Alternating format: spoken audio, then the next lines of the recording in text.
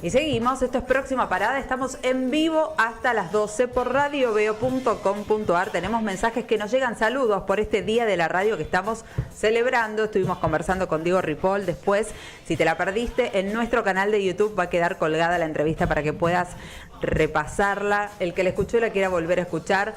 Una gran entrevista con Ripoll, no porque le hice yo, sino por el entrevistado, sino suena un poco arrogante la mía. Es una gran entrevista, un lujo. Pero bueno, tenemos mensajes. Micaela que nos dice feliz día de la radio para todo el equipo de Veo. Un placer escucharlos todos los días. Y Ripoll gigante, un grosso del oeste. Bárbara Delgado, buen día para el equipo de Radio Veo. Muy buenos días. Y Adriana Martínez, feliz día de la radio a todo el equipo. Así que bueno, ya estamos preparados porque es martes. Y el martes es día de archivo local. Esta columna exquisita que nos trae Juan Ponce Neira. Muy buenos días. ¿Qué tal? Buenos días, bienvenido. Jimena. Buenos días, Cris. Austencio, saludo para todos por el Día de la Radio. Gracias igualmente. ¿Qué tenemos para hoy?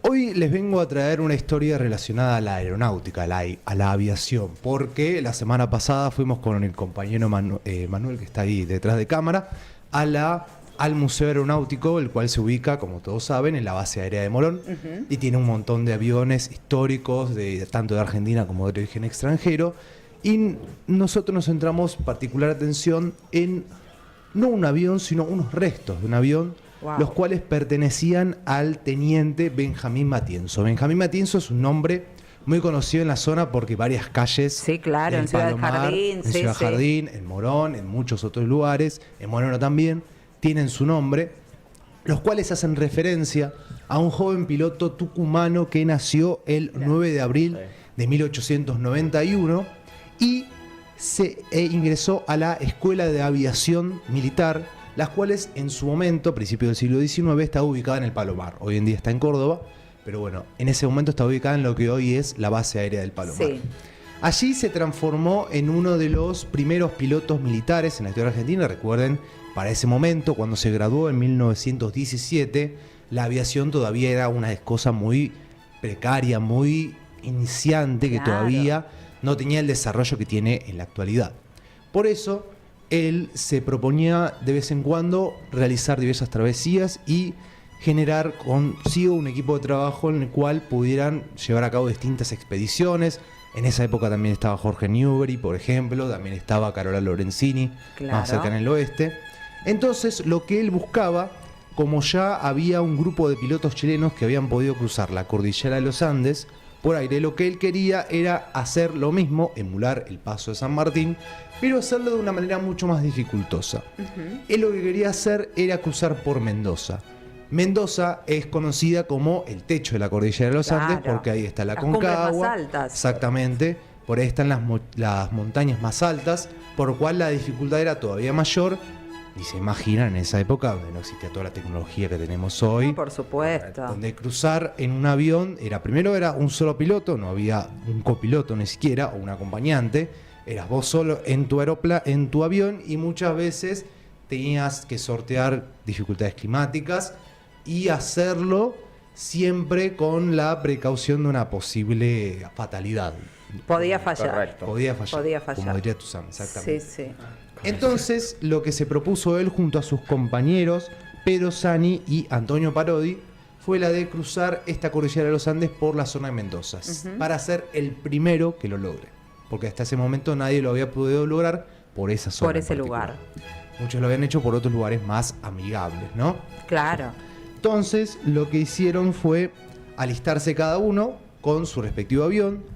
Matienzo, el teniente en cuestión, lo hizo con uno llamado Newport 28, matriculado como C1, y se alistaron, intentaron hacerlo varias veces, pero no pudieron por cuestiones climáticas, porque hacía mucho viento, mucha nieve y demás, pero finalmente lo lograron partir el 28 de mayo de 1919. Ese día partieron de la ciudad de Mendoza con destino a Santiago de Chile.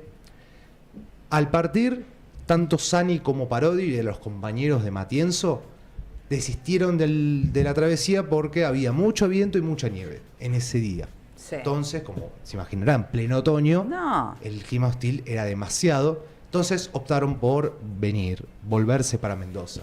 Sin embargo, Matienzo, que era conocido por ser muy testarudo y muy cabeza dura, de decir yo quiero hacer esto y lo voy a lograr Desafiante. sin duda, exactamente, no me importa nada, el tipo dijo yo sigo, así que él siguió y siguió y siguió hasta un lugar cercano al pueblo de Las Cuevas, que queda sobre la ruta 7 y justo en el límite con Chile. Ajá.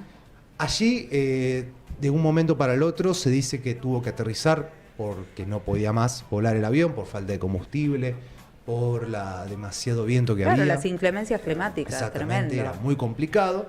El tipo decidió aterrizar en la zona justamente cercana a Las Cuevas. Allí, muy cerca también del Cerro Concagua, a pocos kilómetros, él tuvo que aterrizar de una manera que todavía no se sabe cómo, porque era un terreno muy hostil y era a 4.000 metros de altura. Terrible. O sea, imagínense, estás No. en un avión, tenés que aterrizar a 4.000 metros de altura. Pero no son los aviones que conocemos hoy, además. No, era un avión. Claro. Un Yo motor. sí, era un avión de solo un motor. Yo vi una foto, era una Sí. hélice, todo muy de madera, muy poco metal. Claro, sí. Así que imagínense lo que No, era. no otra cosa. El avión de Matienzo. Entonces él tuvo que aterrizar en esa zona y abandonar la aeronave para caminar hacia justamente la zona de Las Cuevas y poder llegar ahí y reabastecerse de alguna manera. Sí. Matienzo caminó 15 kilómetros Ah, en medio de la noche, con todo el frío, Claro. temperatura bajo cero. En un momento decidió descansar porque no daba más en una roca, se acostó en posición fetal, se durmió y murió congelado. Ay, Claro, pobre, qué horror. Exactamente. Pero no murió Exactamente. entonces en un accidente. Yo pensé No, que se no. había accidentado. Murió porque está tratando de Claro, llegar a un pobre, lugar. sí, evitó. Murió en hizo- su ley, digamos, murió Sí. en plena aventura, en la cordillera de los Andes, medianoche, con temperatura bajo cero, y él se recostó a descansar después de tanta Claro. caminata, y él murió recostado. En ese momento se organizó una misión de rescate, obviamente, los cuales trataron de encontrar el cadáver, ya lo daban por muerto, pero no lo pudieron encontrar, y así sucesivamente pasó hasta noviembre de ese mismo año, es decir, pasaron 7 meses Sí, en claro. los cuales no se lo pudo encontrar al cadáver Matienzo, y recién se lo encontró en noviembre de 1919. Allí lo encontraron justamente en su pose y lo llevaron a Tucumán natal, donde hoy este día está enterrado, en un cementerio público. Sin embargo, lo que no pudieron encontrar fue su avión, Ah, mira. porque no había forma de descubrir en dónde lo había dejado Claro. Matienzo. Como lo había dejado tan lejos, no lo pudieron encontrar entre semejante tundra. Chicos, no había GPS, no había nada. No había nada. Se tenía Pateá que- y buscalo. Montaña sí. viva. Lo tenían que buscar por aire y imagínense lo difícil que era, Sí, o claro. por tierra, todavía más. Claro. Entonces, estuvieron buscándolo mucho tiempo, pasaron los meses y siguieron sin encontrarlo. El ejército argentino, porque en ese momento la Fuerza Aérea no existía, puso una recompensa de 1.000 pesos para quien lo encontrara, que en ese momento era muchísima dinero. plata. Sí, claro. Sin embargo, pasó el tiempo y nada. Nada. No lo buscaron más y de un día para el otro, ¿qué día tengo anotado acá? El Machete. febrero de 1950, es decir, 31 años después, Hace poco, claro. una patrulla que estaba como patrullando por la zona de la frontera, encontró la aeronave justamente a 15 kilómetros de donde había sido encontrado el cadáver de Matienzo. Qué impresionante. Esa aeronave entonces se encontraba 31 años después. O sea, imagínense, el cadáver fue encontrado 7 meses.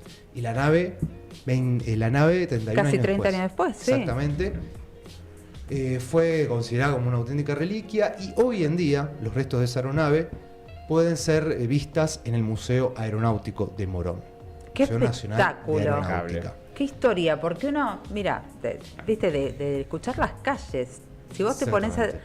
a profundizar la historia detrás de cada calle, de cada nombre. historia o de cada nombre, una historia tremenda. Yo pensé que había fallecido en un accidente. Un mirá. accidente, pero no. Pero no. Fue encontrado después de haber caminado un montón Claro, de tiempo y murió es congelado. considerado, obviamente, uno de los grandes héroes de la aviación por militar supuesto. nacional.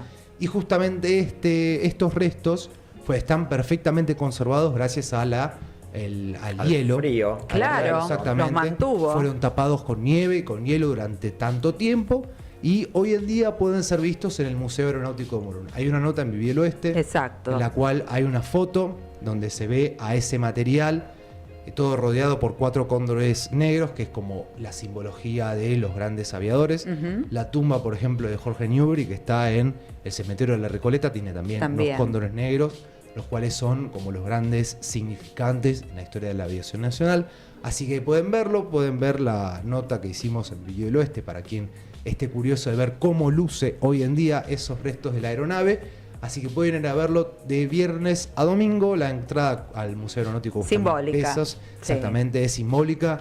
Y tienen un montón de atracciones que la verdad son dignas de ser visitadas. Es espectacular. Vamos a seguir hablando del museo porque son historias... Tiene Muchísimas, hermosas. Sí. Tiene un montón de aeronaves. Nosotros pudimos entrar a una de ellas que fue utilizada, por ejemplo, como enfermería de la Guerra de Malvinas, donde rescataban a los soldados que caían al mar, los llevaban ahí, los curaban.